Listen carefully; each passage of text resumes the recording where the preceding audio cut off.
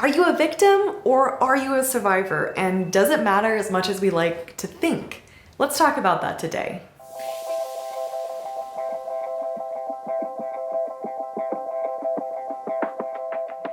Hey guys, I'm Jo Beckwith and welcome to Trauma Talk. I have heard so often the distinction between victim and survivor when we're talking about people who've gone through traumatic events. So let's use, because this is the easiest example for me, being a victim of sexual assault or a survivor of sexual assault. When I'm giving speeches, I generally say I'm a survivor of sexual assault because that sounds better and because I've been taught that that's the more empowering thing to say. But I had a conversation with my counselor last week, and ironically I started reading a book called Hunger by Roxane Gay that also repeated this idea. And I really wanted to address this because I actually think both terms are really important and really have a place. And here's why. I almost feel like in the trauma community we've built up a hierarchy of being a victim or being a survivor. And I think, honestly, for psychological and healing purposes, it's important to admit that you are a victim. And maybe admit is the wrong word, but to accept the fact that you were a victim of something. I think that is a stage that I skipped initially. I went right on to no, I want to be a survivor. I want to overcome this. I want to get beyond it. And that's all well and good, truly. That's a good mindset and attitude to have. But if you don't take time and don't realize the fact that you were a victim of a crime, someone victimized you, something horrible was done to you, I think we kind of miss a very important step.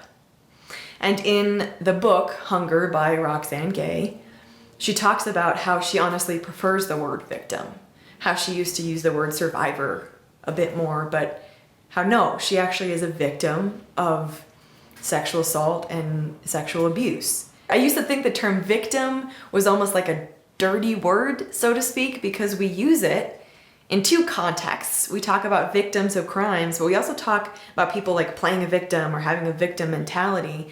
And we talk about it in this sense, it has a very negative connotation.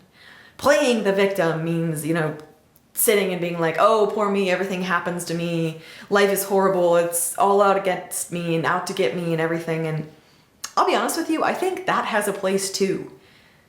And by a place, I mean, I don't think it's the worst thing in the world to sit there for a while if that is where your head is. If you feel like you are just a victim of the world and everything else is out against you and nothing's ever going to be okay again, that was a stage for me.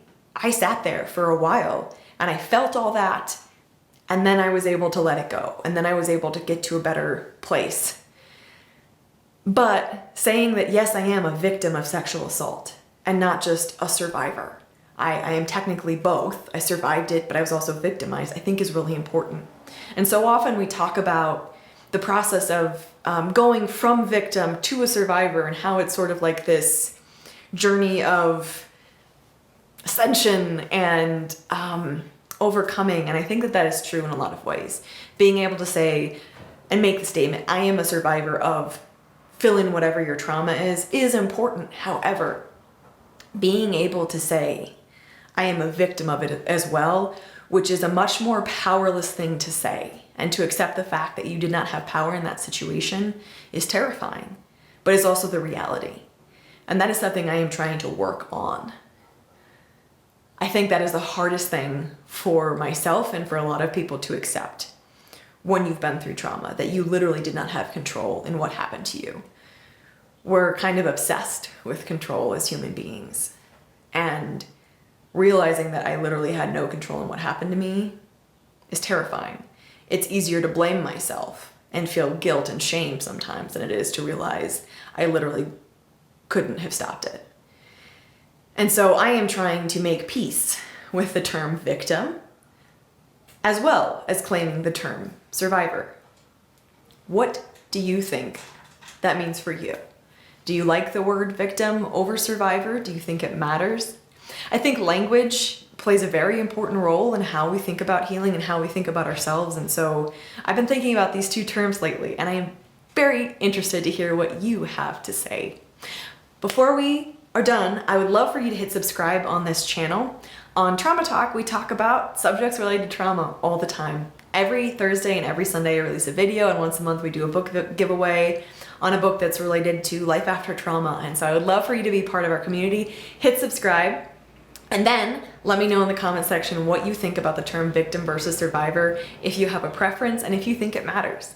I am Jo Beckwith, and this is Trauma Talk. Thanks guys for listening. I'll see you in the next video. Take care of yourselves until then.